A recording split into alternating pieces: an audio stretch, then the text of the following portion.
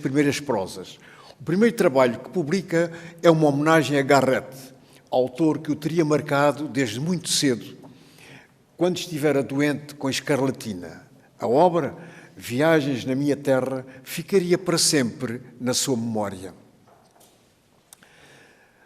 Em 62, registramos uma polémica que, muito célebre, aliás, está-se a comemorar agora os 150 anos, que é a polémica, a célebre questão do bom senso e bom gosto. Foi precisamente em 1866, e onde o Ramalho Ortigão saiu à estacada em defesa do Castilho, atacado pelo Antero de Quental e pelos outros membros que se referiam daquilo que nós chamaríamos a geração de 70. Intervém na questão do bom senso e do bom gosto com o folheto Literatura de hoje. Os termos em que esse diálogo, entre aspas, com o Antero foram tais que levaram a um duelo que se travou, onde ele foi ferido, se travou ali na Arca d'Água. Portanto, a Arca d'Água, houve um duelo violento, quer dizer, todos eles escaparam com vida, naturalmente, mas o nosso José Duarte Ramalho, embora bem constituído fisicamente, foi ferido pelo Antero. Em 67, o que acontece? O Ramalho sai daqui e vai até Paris. Vai a Paris, é a primeira viagem ao estrangeiro que ele faz. Dessa viagem resultou a obra Em Paris, que está publicada nas edições que vós conheceis com certeza, nas edições da editora Clássica, editora, e que soma-se a uma série de testemunhos dele próprio sobre as viagens, que depois seria o John Bull, em Paris que é este o primeiro, mais outras obras, que até a nossa amiga Helena Osório tratou na sua obra sobre as viagens de escritores no século XIX. Neste ano de 67, publica uma das crónicas que marcaria definitivamente a qualidade da sua obra e a sua íntima ligação ao Porto, dedicada a quê? À inauguração da ponte Dona Maria Pia, tão importante que seria para o desenvolvimento do norte do país. Entretanto, um ano depois, em 68, ao abrir-se vaga para primeiro oficial de secretaria da Academia de Ciências de Lisboa, concorre e vai para Lisboa com a família, tomando posse a 3 de agosto deste ano. Viria a morar, até falecer, na Rua dos Caetanos, ao bairro Alto, num prédio que teria mais tarde António Ferro, José Gomes Ferreira e Bernardo Marques, entre outros, como habitantes.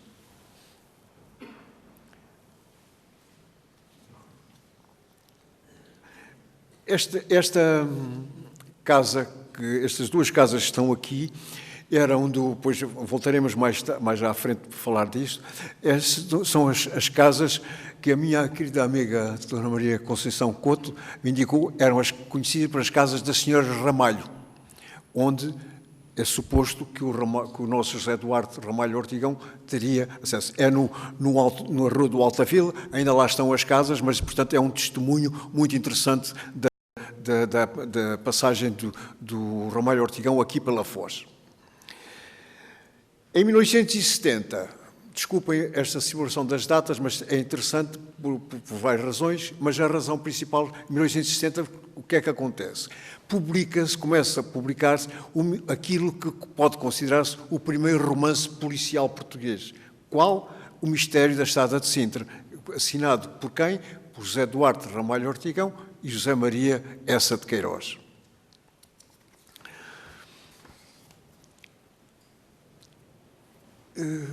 Publica-se a memória, o Mistério da Estrada de Sintra. Um ano depois, em 71, começa o quê? Começa a publicação da obra-chave, uma das obras-chave, que é a publicação das Farpas. As Farpas começam em 1871. Primeiro com a colaboração, como sabem, de Essa de Queiroz, são aqueles 2 volumes da Campanha Alegre, e depois sozinho, totalizando o que viriam a ser 15 volumes, os quais marcaram indelevelmente a literatura portuguesa. Aos 15, temos de acrescentar 2 volumes de Farpas Esquecidas, com a colaboração na revista António Maria de Bordal Pinheiro, e um das últimas Farpas. Delas escrevia essa, como nos lembra Maria João Ortigão de Oliveira.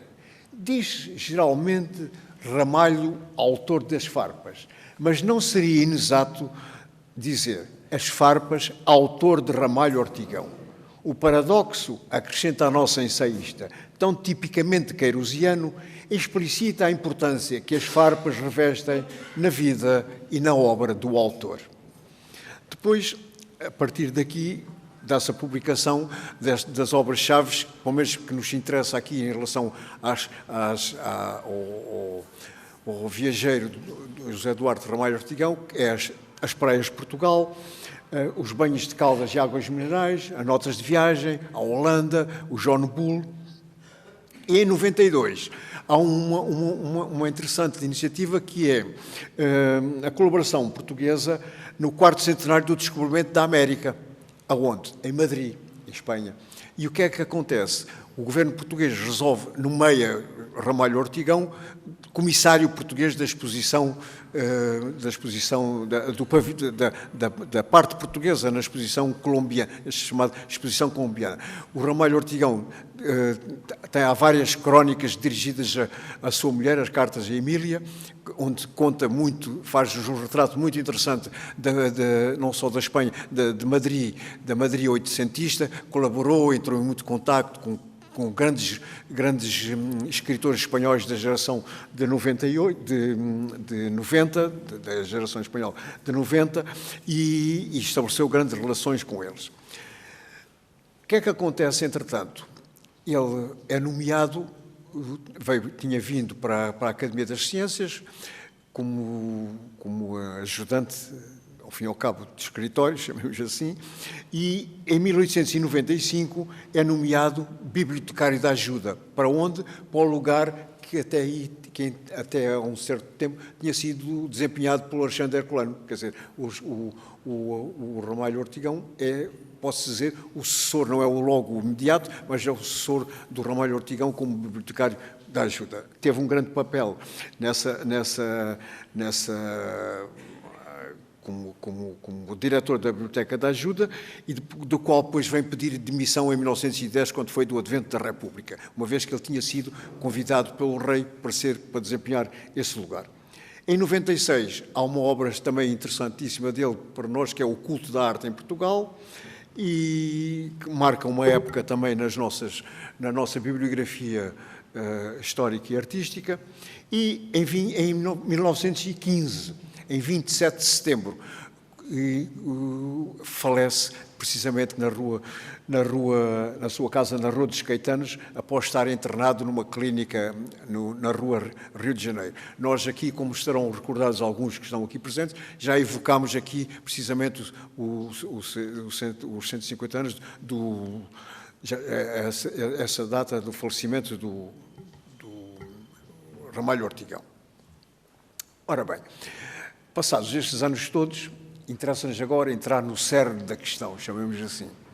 Viajar com Ramalho Ortigão, percorrer a sua obra em busca de quanto se inspirou para escrever é, antes de mais, o descobrimento de espaços de respiração, pois é tão íntima a integração entre as duas faces que se torna difícil separar uma da outra.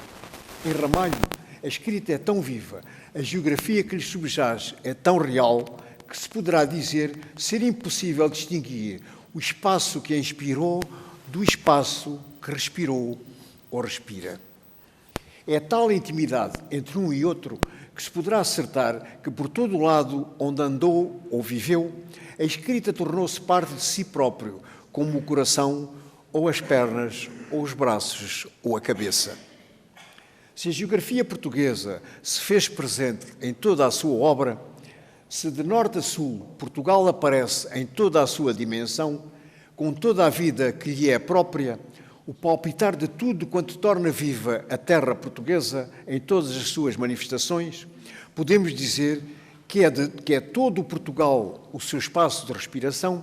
Verdade é que no norte que se poderá encontrar mais intensa a respiração da sua obra. Desde logo a sua infância, cuja memória aflora quase sempre em toda a página que subscreve. Foz, saudosa Foz, Residência querida da minha infância, tão afastada já, ai de mim, destes anos duros, com que eterno prazer eu te saúdo sempre que te avisto ou penso em ti.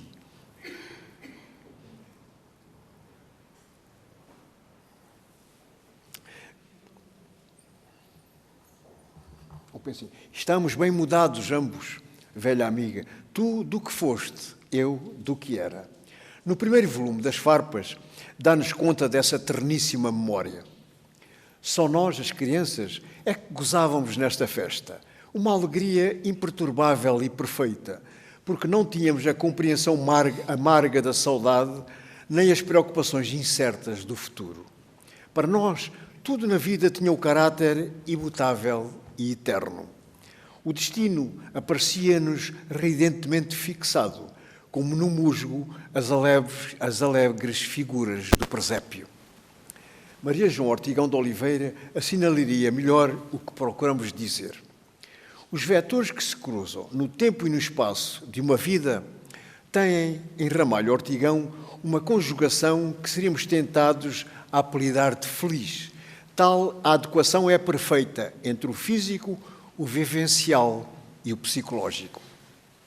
Com efeito, a vida e obra de Ramalho Ortigão de tal modo se equilibram, a influência de uma sobre a outra de tal forma é acertada e justa, que a impressão colhida ao estudarmos uma e outra é que o autor viveu como escreveu e escreveu como viveu.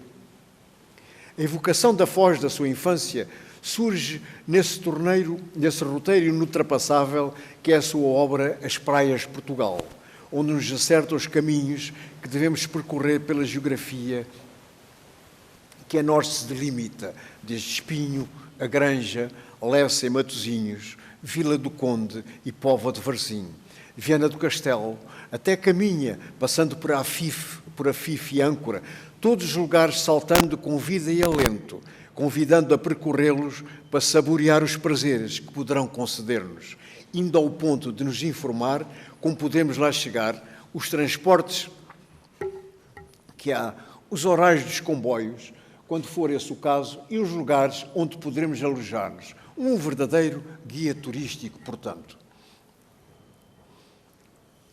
Um ponto para referir, interessante neste elenco de referências que ele fez, é o célebre Hotel Mary Castro.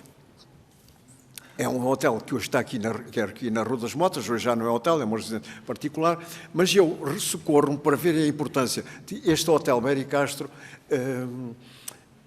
assinala-se como lugar de referência, não só do Ramalho Ortigão, naturalmente, mas não há nenhum escritor que tenha vindo à Foz, ou vivido na Foz, ou ter passado férias na Foz, no século XIX, mesmo no século XX, até aos anos 50, que não tenha passado estado aqui neste hotel. E eu socorria-me, como ponto de referência, um brevíssimo texto, um brevíssimo testemunho de uma sobrinha do Teixeira de Pascoais, que é a Maria da Glória Teixeira de Vasconcelos, que numa obra que é Olhando para Trás Vejo Pascoais, e vou transmitir o que é que ela nos diz deste hotel. Acabando de falar no York House, portanto Lisboa, não posso deixar de evocar o Hotel Mary Castro, o hotel mais interessante e original que eu conheci. O Ramalho Ortigão, que tanto tinha viajado, dizia que era o hotel melhor do mundo. Frequentado apenas por ingleses, os únicos portugueses que faziam exceção eram Ramalho Ortigão e a mulher, a família Azevedo e Albuquerque, os Beiros e eu. Perdoa-se uma vaidade dizer que uma das Beiros vem ser uma minha tia bisavó. E eu. Fui lá que conheci a Laura Azevedo e Albuquerque, de quem fiquei muito, muito amiga. Bem, por aí adiante e tal. Diz ele aqui. A casa era muito velhinha, mas ele, o dono, era, com o seu jeito e bom gosto, conseguiu dar-lhe mocidade. Muito baixinha, pouca luz e umas cortinas da cor da louça. Ramalho Ortigão, quando as netas, de passagem para Vidago, o iam visitar, a primeira coisa que lhes mostrava era a copa. Ao regressar do estrangeiro, acabava sempre as suas férias no Mary Castro e ainda em viagem escrevia-me sempre um postal a dizer-me: chego tal dia a Mary Castro. Espero encontrá-la lá. Era uma pessoa encantadora, diz a nossa Maria da Glória Teixeira de Vasconcelos. Era uma pessoa encantadora. Conversava muito bem e contava com muito charme histórias cheias de interesse e graça, passadas com o seu amigo António Augusto Teixeira de Vasconcelos, ainda parente do meu pai e afilhado do meu bisavô. Este romancista era um boémio e andava sempre aflito com os credores. Um dia deu um jantar e recomendou ao criado que não deixasse entrar ninguém. Tocam à porta e aparece uma costureira que o empurrou e surgiu na sala de jantar em frente do Teixeira de Vasconcelos. Pregou-lhe uma tremenda descompostura e ele, muito aprumado, ouviu tudo sem dizer palavra.